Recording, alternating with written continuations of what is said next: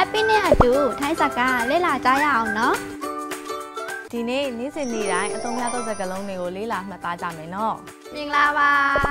တွေ့ပြန်ပြီနော်တငယ်ချင်းတို့ဒီနေ့ Happy နဲ့အတူဗာသင်ခန်းစာလေ့လာကြမှာလေနော်နေ့စဉ်နေ့တိုင်းအသုံးများသောထိုင်းစကားလုံးတွေကိုလေ့လာကြရအောင်နော်ဘယ်ကနေစလေ့လာရင်ကောင်းမလဲမီစပိုင်လီမိုင်းကနေစားကြရအောင်နော်စပိုင်လီမိုင်းဆိုတာကိုယ့်ရဲ့တငယ်ချင်းမိတ်ဆွေတွေကိုမတွေ့ရတာကြပြီးနောက်အဆုံတွေ့တဲ့ချိန်မှာနေကောင်းလားလို့မေးလိုက်တဲ့တပ်ပေါင်းမျိုးပါအေမီစပိုင်လီမိုင်းစပိုင်လီค่ะကိုနေကောင်းတယ်လို့ပြန်ဖယ်လိုက်တာပါတော့မှဟုတ်တိတ်နေမကောင်းဘူးလို့ပြန်ဖယ်ခြင်းရင်မိုက်ခွိုက်စပိုင်ค่ะလို့ပြောလိုက်ပါနော်ဒါဆိုနေ့တိုင်းတွေ့မြင်နေရတဲ့လူတွေနဲ့ဘယ်လိုဆက်ဆံရမလဲဥပမာအလုပ်တူတူလုပ်တဲ့လူတွေလေစပိုင်နိုင်ဖယ်သွားမှလဲတော့မှဟုတ်ပိုင်နိုင်မှာဖယ်ကနေပြန်လာလဲအဲ့လိုမျိုးမဲနိုင်တယ်လေအေမီจะไปไหน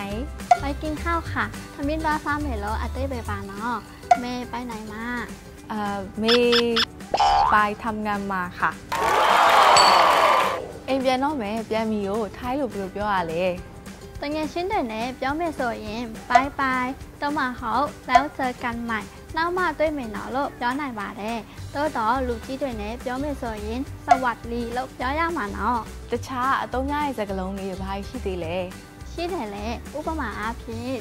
အလောက်တာအစင်ပေလားလို့မေးရှင်ရင်ทำงานเป็นไงบ้างလို့မေးလိုက်ပါနော်เอมี่ทำงานเป็นไงบ้างสนุกดีค่ะအလောက်ရတာပြောတယ်လို့ပြန်ဖယ်လိုက်တာနော်แม่ทำงานเป็นไงบ้างเหนื่อยไหมคะเหนื่อยไหมคะဆိုတာပြင်ပန်းလားလို့မေးလိုက်တာပါไม่เหนื่อยค่ะงานสนุกไหมคะสนุกค่ะอันนี้เมย์တောင်ထိုင်းစကားကျွမ်းလာပြီနော်ဖုန်းပြောတဲ့အချိန်တွေမှာထိုင်းတွေကဘယ်လိုပြောလို့ရှိလဲတော်တော်များများဟယ်လိုလို့ပဲပြောပါတယ်တော့ကိုကတိတ်မရင်းနေဘူးတော့မှဟောအလုပ်ကိစ္စနဲ့ပြောမယ်ဆိုရင်စวัสดีလို့ပြောလိုက်ပါနော် Hello ခေါ်ဆိုင်မဲค่ะမေနဲ့ပြောပါရစေဆိုတဲ့အတိတ်ပဲပါနော်ဥပမာဖုန်းတိုင်တဲ့သူကမေဖြစ်တယ်ဆိုရင်พูดสายอยู่ค่ะလို့ပြောလိုက်နော်တော့မှဟောဖုန်းတိုင်တဲ့သူကမေမဟုတ်ဘူးဆိုရင်รอสักครู่ค่ะခဏဆောင်နော်လို့အဲ့လိုမျိုးပြောလိုက်ပါနော်မေအလုံးလုံးနေရဲ့နောက်မှဖုန်းပြန်ဆက်တော့ဆိုရင်ဘယ်လိုပြောရမလဲเดี๋ยวโทรกลับนะคะလို့ပြောလိုက်ပါနော်တော့မှဟောถือสายแป๊บนึงนะคะဖုန်းခဏကင်ထားပေးပါလို့လည်းပြောနိုင်တယ်နော်ဖုန်းချလိုက်တော့မယ်ဆိုရင်ရောဘယ်လိုပြောရလဲแค่นี้นะเลยပြောကြပါတယ်တခါလေတော့လေบายบายတော့မှဟောสวัสดีလေပြောလေးရှိတာလေမေသိချင်တာတစ်ခုရှိသေးရဲ့ထိုင်းစကားအဆုံးပါလေဘယ်လိုသုံးရလဲဆိုတော့အရန်သိချင်နေတာค่ะတော့မှဟောครับကိုပြောလာလားဟုတ်တယ်ယောက်ျားလေးနဲ့မင်းကလေးခွဲတော့ရမှာနော်မင်းကလေးဆိုရင်ค่ะတော့ရမှာဖြစ်ပြီးယောက်ျားလေးဆိုครับကိုတော့ရမှာတော့မင်းကလေးမှာค่ะဆိုတာအတိတ်ပဲနှမျိုးထပ်ရှိသေးတယ်ပထမဆုံးค่ะကတော့ဝါကြရဲ့အဆုံးမှာရှင်တပေါင်းမျိုးပါနောက်တစ်ခုကတော့โอเคအဲ့လိုမျိုးတပေါင်းမျိုးပါနော်နောက်တစ်မျိုးค่ะကတော့မေခွန်းအဆုံးမှာထားပြီးပြောရမှာနော်ဥပမာမေไปไหนมาคะ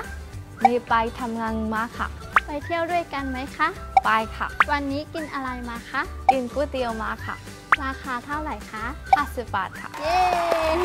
ตามแม่น้องก๋วยเตี๋ยว50 บาทဆိုစိတ်ကြီးရနော်40 บาทလည်းရတယ်ယောက်ျားလေးရောขับပဲသုံးရမှာလားယောက်ျားလေးမှာလည်းครับနဲ့นะครับဆိုတာရှိတယ်မင်းကလေးလိုမျိုးပဲတောင်းရမှာနော်